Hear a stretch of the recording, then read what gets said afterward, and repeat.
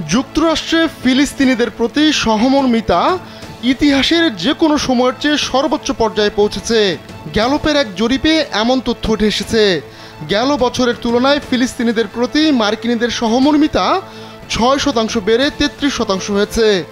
একই সময় ইসরায়েলিদের প্রতি গেল 24 বছরের মধ্যে বিতৃষ্ণা বেড়েছে সর্বোচ্চ পর্যায়ে। জরিপে অংশ নেওয়া মার্কিনীদের 46% ইসরায়েলিদের প্রতি সহমর্মিতা দেখিয়েছেন। এর আগে 2001 সালে দ্বিতীয় ইন্তিফাদার সময় অ্যাপ্রুভাল রেটিং 51% ছিল।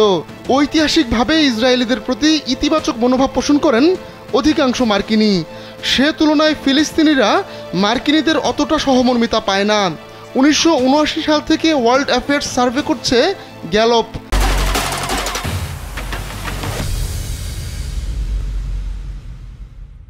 তখন থেকেই গড়ে 65% মার্কিনী ইসরায়েলের প্রতি নিজেদের ইতিবাচক মনোভাব দেখিয়ে এসেছে।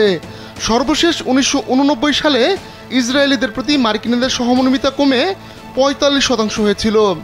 জরিপে দেখা গেছে ইসরায়েল ফিলিস্তিন ইস্যু যেভাবে সামাল দিচ্ছেন মার্কিন প্রেসিডেন্ট ডোনাল্ড ট্রাম্প, তাতে সমর্থন রয়েছে 40% মার্কিনীর। এতে ট্রাম্পের অ্যাপ্রুভাল রেটিংও 45% দাঁড়িয়েছে।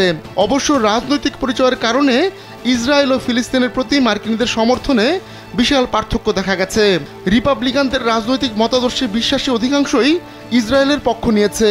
বিপরীতে ডেমোক্র্যাটদের মধ্যে ফিলিস্তিনিদের প্রতি সমর্থনের ঝোঁক দেখা গেছে।